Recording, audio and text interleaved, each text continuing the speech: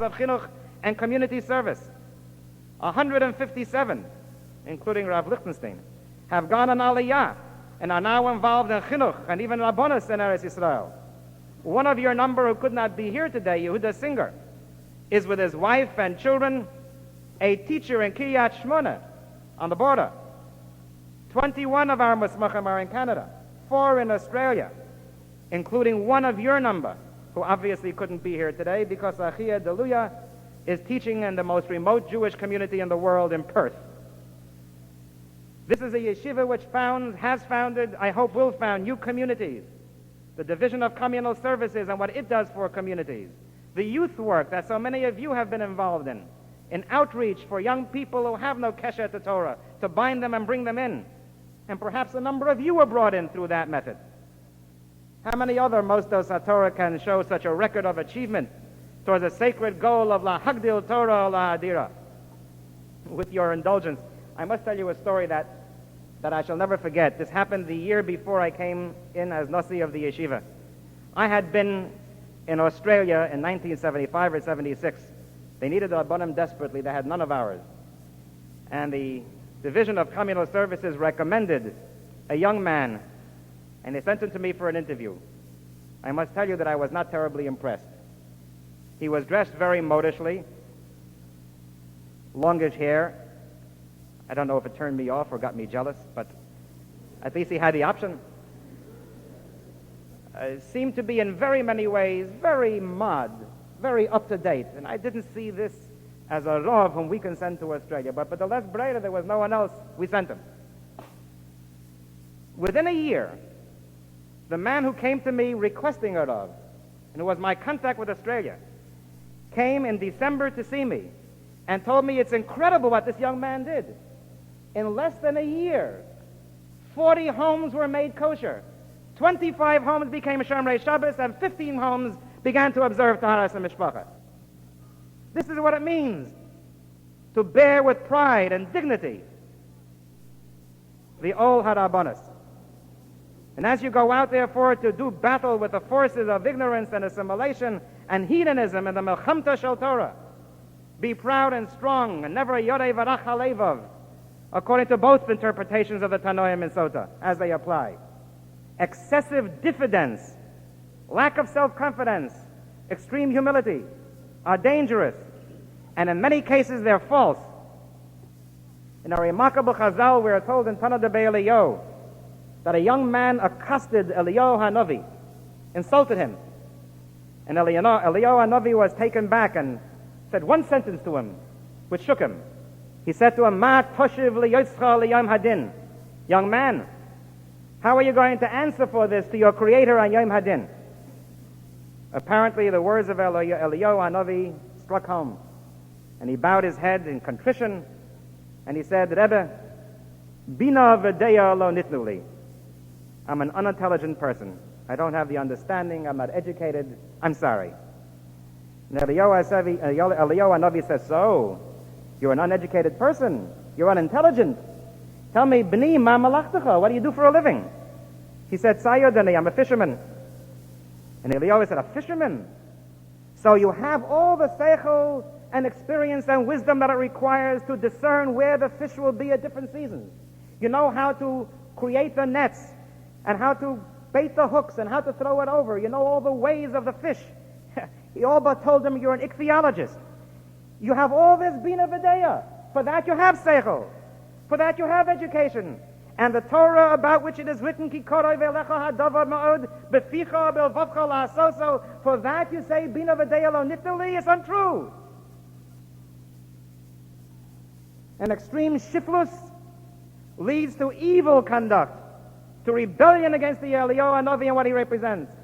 And to top it all off, it's sheker v'cha.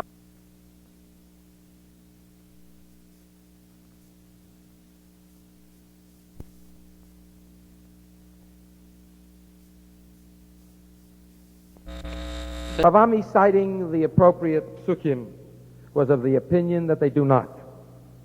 Whereupon the Gemara asks, Arba mesu be'etyo shenochash. Haven't we learned that 4 indeed did die in spite of the fact that they were entirely free of sin? and that they died only because of the original machinations of the serpent in the primordial epic of Adam and Chava. The Elohim, and these are Yaakov ben Binyamin, Amram avi Moshe, Yishai avi David, Vikilov ben David.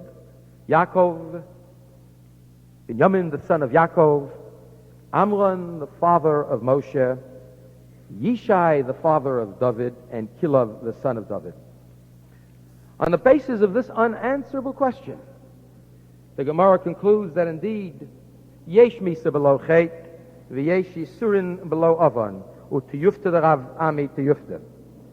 There is death and suffering without sin. And Rav Ami's assertion to the contrary is refuted.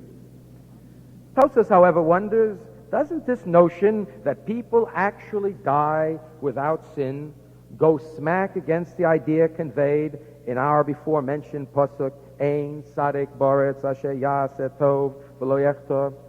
There is no righteous man on the earth who does good and does not sin. Tosas answers that the pasuk is actually not as sweeping nor as absolute as it may seem to be on the face of it. It's true generally about most people, but indubitably there are exceptions. Then our question, how did Rebbe dare to speak to his Rebbe, Rabbi Akiva speak to his Rebbe, Rabbi Yelezer, against the latter's protestations of complete innocence, and insist that he must have willy-nilly sinned, is sorely compounded, when in fact, as Tosas indicates, in Shabbos there are exceptions to the rule. For then what Rabbi Akiva was saying to his Rebbe is that you are not among the exceptions, and indeed you must have failed somewhere. Therefore, it seems to me that we have to understand our Gemara and this pasuk in Kehelis altogether differently. That in fact, when Rabbi Akiva tells his Rebbe, Ein Tzadik Boretz Asher Yaseh Tov V'lo Yechtor, he actually is complimenting him, even with and very possibly because of full awareness of the four exceptions mentioned in the Gemara. There are choices we have to make in life, and certainly in the manner and direction of our commitment as B'nai Torah and Manhigei Yisrael. Who were these four who died not on account of their own shortcomings, but because of the Nachash? Binyamin, not an inconsequential figure in our history, but one who certainly pales beside the likes of his father Yaakov and his brother Yosef, who alone among the sons of Yaakov is designated as Tzadikah, as Tzadik. Amram, certainly not an insignificant Jew, but how does he compare to his sons Moshe and Aaron, or for that matter to his daughter Miriam, and even to his wife Yocheved? If we left the destiny of Israel to Amram, there would have been no Jewish people. According to the Gemara in Sota, his passive resignation to the regime of Pharaoh was nearly undoing of our people.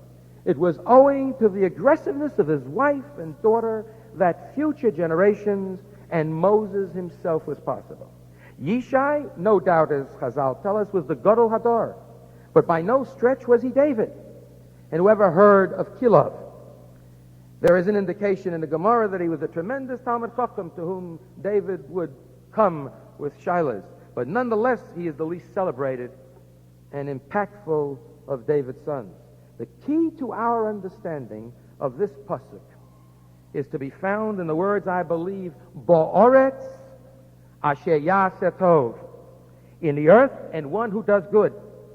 It's possibly and even conceivable for one to separate himself from life and live solitarily in an ivory tower and then to be without sin.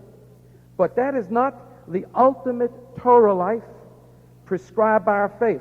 Since the very dawn of our faith, Yadus bids us to be Ba'aretz, to be part of the mainstream of life, to be engaged directly and fully in life here on earth, Ba'aretz, and to do good positively, and oftentimes, if need be, aggressively, Asher Yaseh Tov. There are perils when one is involved, and when one takes on frontally the adversaries all about us, and sometimes even those that lurk within us. In this approach to life, one hardly comes out unscathed. But what Koheles is telling us, that it's worth the gamble, and Rachmana litzlan, even the chait. Rabbi Akiva was telling his Rebbe, didn't you teach us yourself that we should follow the life of involvement, of service, even the embattled life, to do good, to build, to create, even if there is a cost? It is a remarkable thing that none of the preeminent founders of Judaism, none of the Ushpizin, Avraham, Yitzchak, Yaakov, Yosef, Moshe, Aaron, and David, whom we invite to the sukkah, are numbered among those who died because of the Nachash and not because of their own sins. I am not, heaven forbid, preaching sin. But the choice that is yours now, the choice which our yeshiva attempted to crystallize throughout the years of your learning here, is whether you will be a Kilov or a David, an Amram or a Moshe. We will not necessarily be disappointed, indeed. We would be delighted if you turned out to be Erlich Yidden, Lomdei Torah, the likes of Amram and Binyamin, and certainly Yishai. But we hope for more. We also want Ba'aretz and Asher Yaseh Tov. We want Davids and Moshes. My prayers to all of you, your dear parents and wives and families, for life, health, and nachas, personal and communal. Ad Hashem Yatzliach is Darkechem. And now I have the very great honor of calling the roster of Musmachim. I was going to call the names together with the towns that you're in, but Rabbi Lamb already broached the geographical dispersion as well as the vocational and Jewish vocation, variegation of your activity. Rabbi Jeffrey Abel, Rabbi Alan M. Abramson, Rabbi Howard Alpert, Rabbi Saul Appelman, Rabbi Daniel Arm. If you hear your name, please rise. Rabbi Murray Ashen, Rabbi Leonard R. Auerbach, Rabbi Kenneth Aumann, Rabbi Michael H. Belinsky, Rabbi Carl Moshe Berliner, Rabbi Richard C. Beeler, Rabbi Jacob Blinder, Rabbi Mark Breslau, whose name is not on your program, but he is a bona fide musmach. Rabbi Sheldon Chaffetz or Shafetz, Rabbi Howard Shait, Rabbi Joel Cohn, Rabbi Victor DeLuya, Rabbi Harry M. East, Rabbi Richard Ehrlich, Rabbi David Bruce Ettengoff, Rabbi David Feld, Rabbi J. A. Fenster, Rabbi Dove B. Fish, Rabbi Tzvi H. Friedman, Rabbi Dale W. Gardensworth. Please hold your applause until the end. Rabbi Paul B. Giller, Rabbi Michael D. Goldberg, Rabbi Stephen Goldfarb, Rabbi Bruce P. Goldman, Rabbi Sheldon J. Goldstein, Rabbi Paul S. Gordon, Rabbi Brian I. Green, Rabbi Shoal Gross, Rabbi Ira Griscard, Rabbi Daniel Guttenmacher, Rabbi Sigmund Handelman, Rabbi Raymond Harari, Rabbi Peter Heyman, Rabbi David Holzer, Rabbi Fred Kannerfogel, Rabbi Warren Castell, Rabbi Nathan M. Klein, Rabbi Yaakov M. Kinigsberg, Rabbi Israel J. Kulik, Rabbi Joshua A. Kritz, Rabbi Solomon Krupke, Rabbi Mark L. Kuttner, Rabbi Daniel H. Lander, Rabbi Daniel A. Landis, Rabbi Stuart Lavender, Rabbi Philip J. Lerner, Rabbi Oral Littman, Rabbi Stephen C. Lorch, Rabbi Stephen H. Mandel, Rabbi Hirsch Monashevitz, Rabbi Gilbert S. Marks, Rabbi Neil Marin, Rabbi Meyer H. May, Rabbi Harry Meyersdorf, Rabbi Mark H. Messing, Rabbi Richard M. Metz, Rabbi Ira M. Millman, Rabbi Larry Moskowitz, Rabbi Yonatan Moseson, Rabbi Elazar Reuven Muskin, Rabbi Yaakov J. Newberger, Rabbi Frank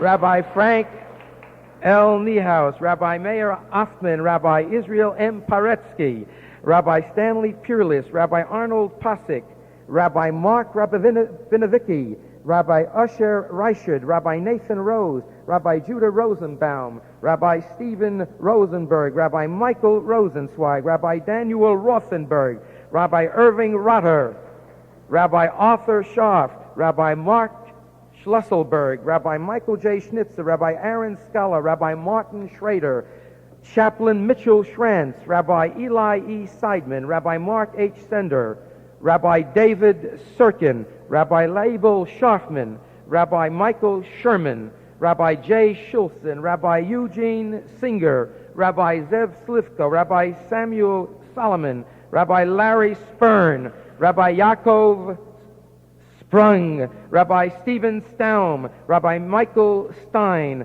Rabbi Harold Stern, Rabbi David Strauss, Rabbi Elihu Turkel, Rabbi Martin Vassis, Rabbi Robert Vinoker, Rabbi Ira Wasser, Rabbi Leon Weil, Rabbi Mark Wiener, Rabbi Marvin Weinberg, Rabbi Leonard Weinberger, Rabbi Bernard Weingarten, Rabbi Bernard Weinstein, Rabbi Stephen M. Weisberg, Rabbi Reuven M. Wilbrumsky, Rabbi Jerry Joseph Wask, Rabbi Morris Rubel, Rabbi Benjamin S. Yazger, Rabbi Jordan S. Yazger, Rabbi Alexander Yeres, Rabbi Maurice Yeres. Now you can applaud.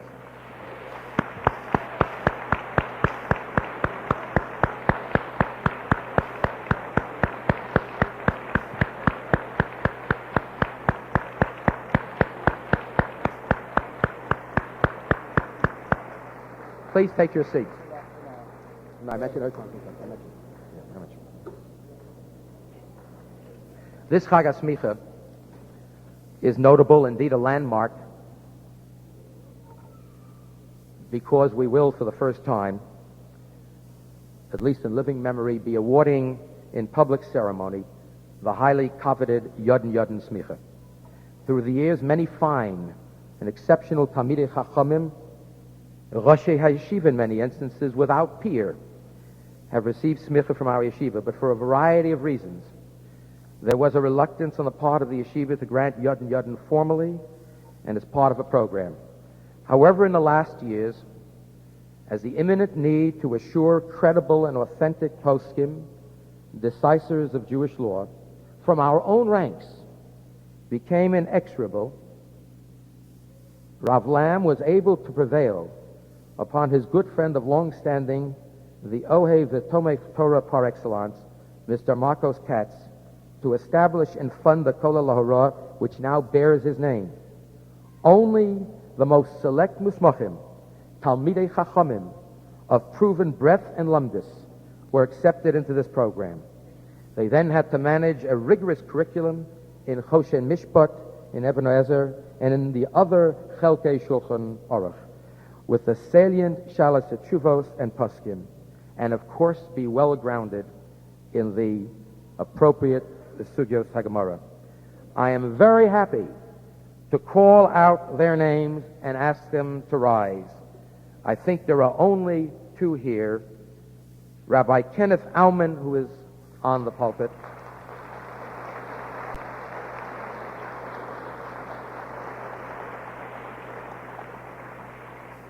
and Rabbi David Willig.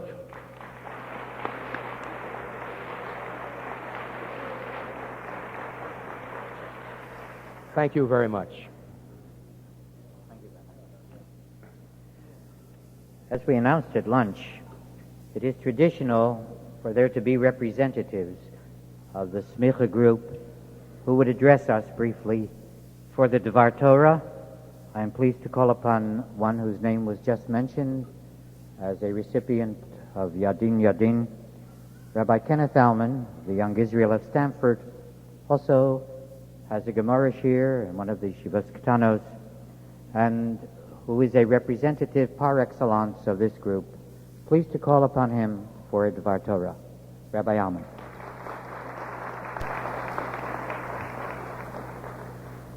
Thank you. Kvod Moreinu v'Rabbeinu Harav Soloveitchik, Kvod Nasi HaYeshiva, Menahalei HaYeshiva, Roshei HaYeshiva, Chaverai.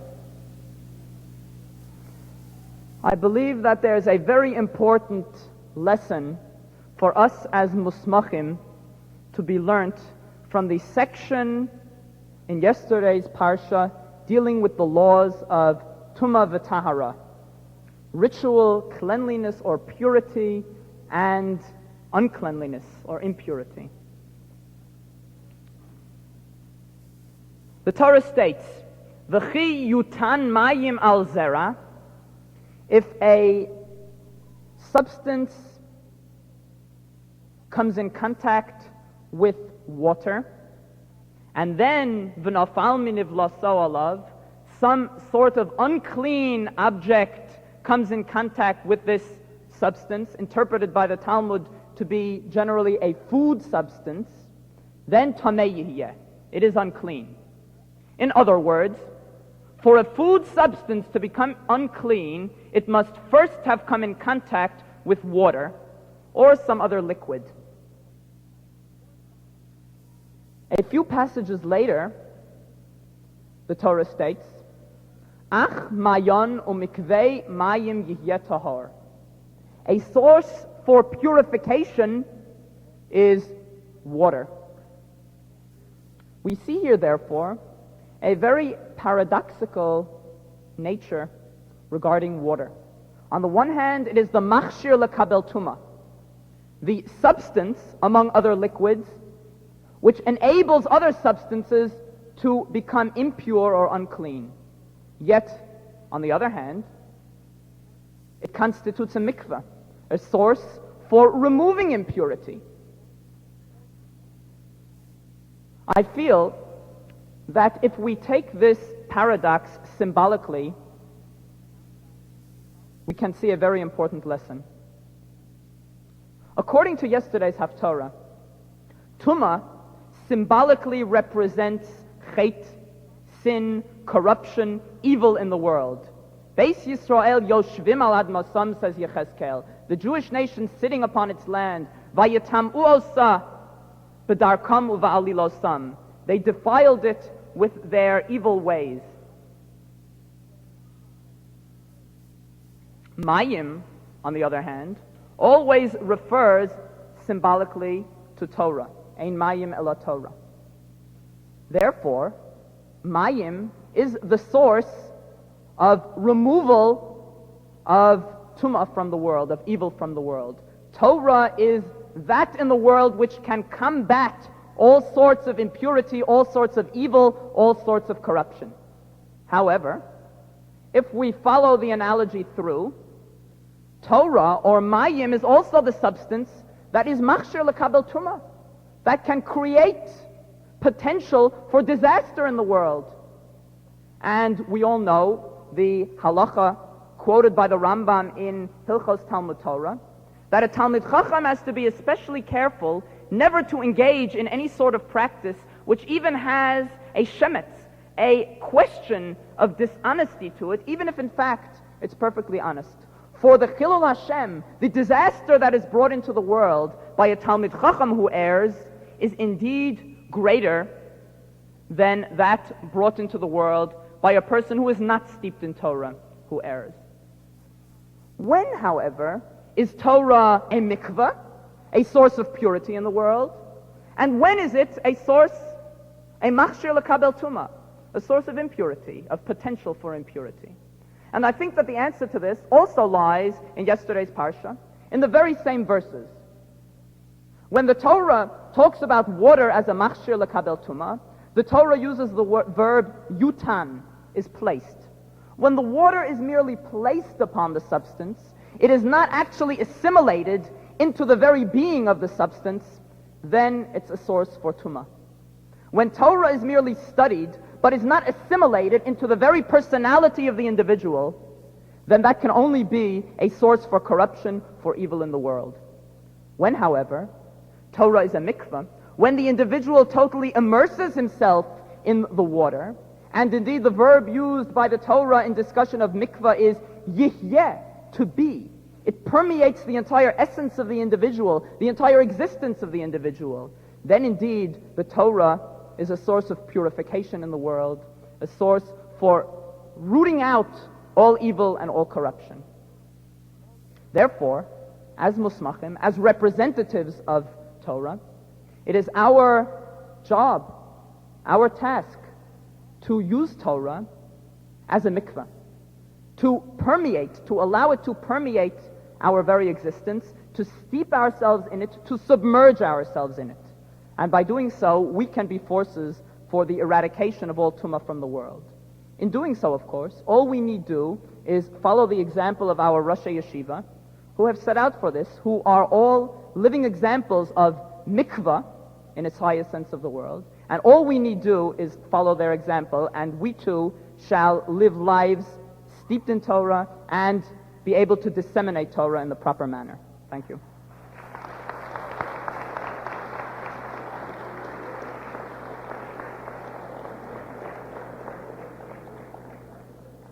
We pray, Rabbi Amen, that indeed there will always be the connection between that mikveh and the source here for all of our musmachim, the hashaka which will indeed be expressed in that which you will do for our yeshiva, even as yeshiva has done for you. Rabbi Peter Heyman is the pioneer rabbi of a congregation which was established by our Division of Communal Service, the Orthodox Congregation of Calgary, all the way up in Western Canada, and he has come to be with us today to serve as a representative of the musmachim who are serving the Jewish community on this continent, and I'm pleased to call upon him for the salutation. Rabbi Heyman.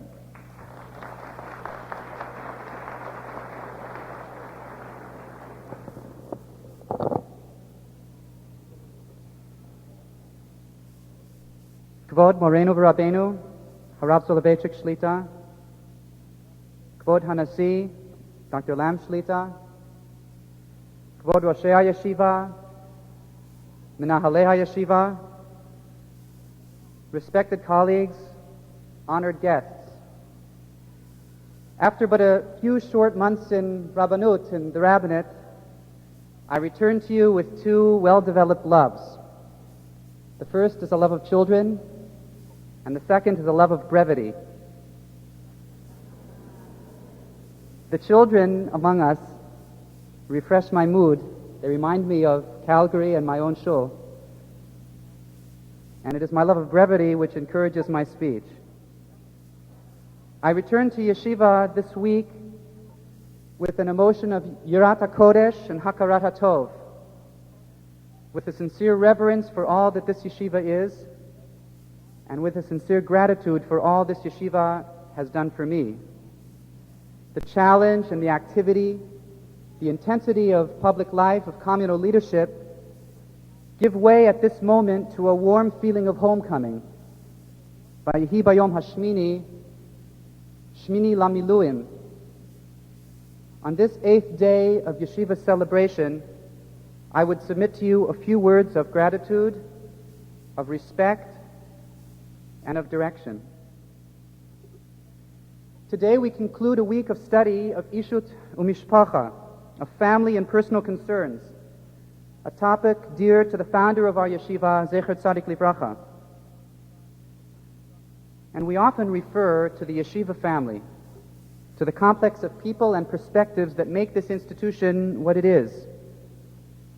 But I wonder sometimes if we use this term advisedly, with sufficient cognizance of its implications, of the meaning of the words, yeshiva family. For a family is an indivisible unit of love, support, concern, of mutual respect. A family is the heart of society's dream for quality of life. Our yeshiva family, therefore, must be all of this, and it must be more. For ours is an extended family, not a nuclear family. Our yeshiva family includes all Jews who look to this institution for the example of love, support, concern, and mutual respect that dignify and typify Torah life. Our family, our yeshiva family, includes all the communities, continent-wide, that look to this institution for meaningful life, sanctified life, quality life. As I speak to you, I think of those Jews with whom I work, all the way up there in Calgary, Alberta, and of their implicit belief that yeshiva life, yeshiva family, represents the very best of what they could want for their people. How might we live not to disappoint their hope and their expectation? How might we live as a yeshiva family true to the real implications of those words? During my years here at yeshiva, I was aware of two distinct sectors of yeshiva life. On the one hand, there is the Ohel Torah itself, the Batei Medrash, the Shiurim, the learning day and night. And this is truly the heart and the soul of the yeshiva family. It is, as it were, yeshiva's Kli Rishon. But there's a second component to the yeshiva world, a component that has been dear to our specific yeshiva family. There are thousands of Jews around the world that benefit from and render support to this institution. They are affected by means, as it were, of Kli Sheni, graduates of yeshivas Batei Medrash spread to corners of the world to impart what they have learned. Now, it is no doubt true that the quality of Jewish learning which these thousands of Jews around the world receive is determined by the intensity of yeshiva life here. However, is the intensity of yeshiva life here attuned to the needs of those who await its leadership, its direction, its good counsel? Are those who carry yeshiva's message to the world sufficiently trained to face what will confront them in their work? No doubt, an ever-increasing segment of the Jewish world turns toward us. Are we turned toward them? Are we sufficiently aware of our leadership position? Yeshiva, by its nature and by its stated commitment to outreach, to kiruv, is in a constant position to bestow, as it were, a birchat kohanim. But do we lift our hands and direct our hearts to meet this ever-increasing need? We read in the Parsha yesterday, Vayomer Moshe el Aaron, Hu asher diber Hashem lemor, bikrovai kadesh, v'al pnei chol ha'am ekaved. And Moshe said to Aaron, this is what God has told us, saying, I will be sanctified by those close to me. I will be honored before the whole people.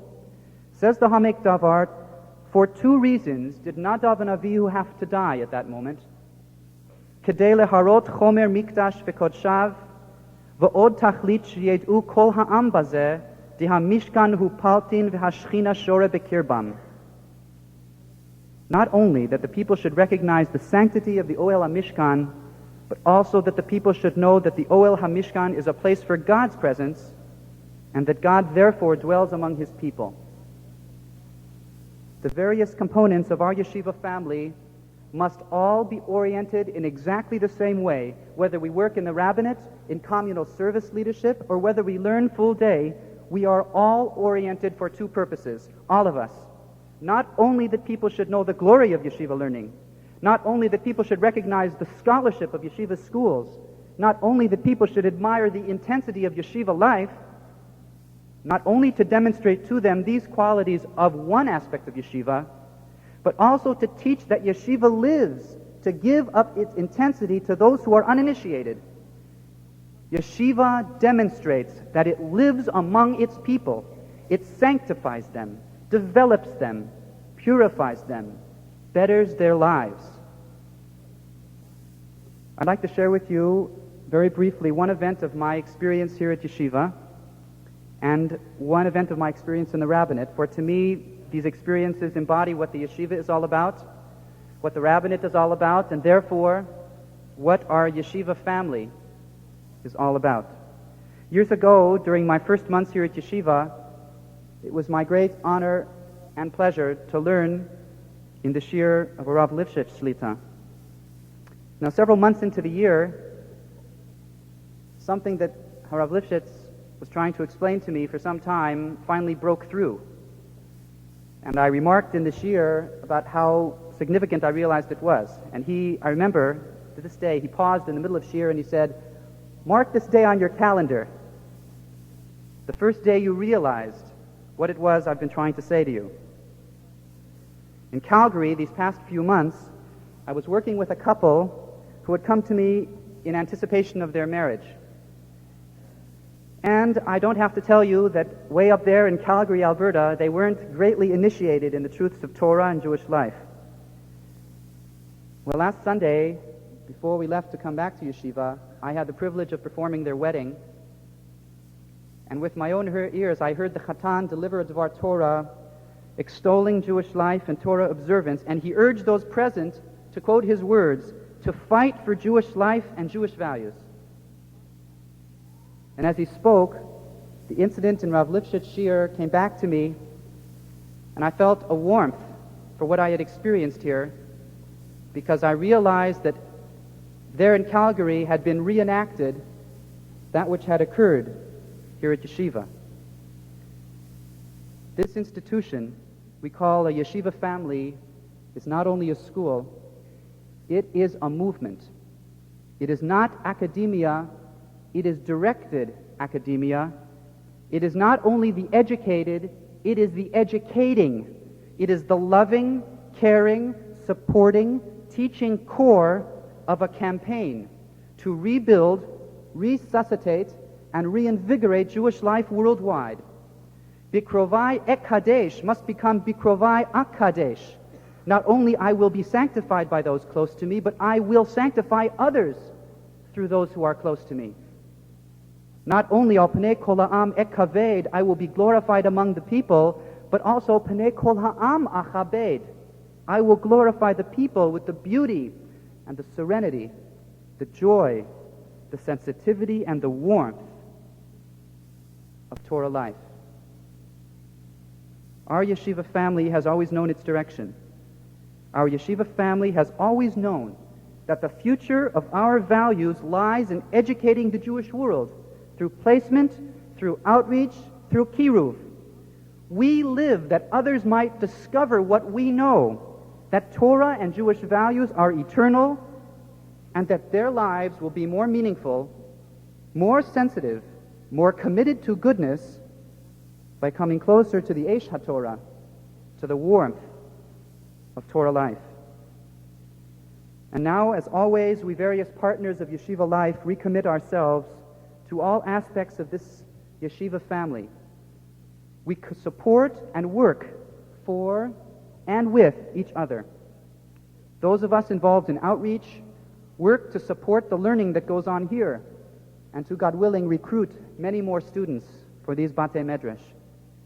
And those of us involved in learning, learn to teach and to educate the others. We are a yeshiva family if, only if, and because we are that indivisible unit of love, support, concern, and mutual respect that typify and signify Jewish life. I am grateful to be part of this yeshiva and of this yeshiva family. I'm gratified to have returned this week to share my feelings with you. Next week, I will return to my congregation, imbued with all this yeshiva is and what this yeshiva is yet to be.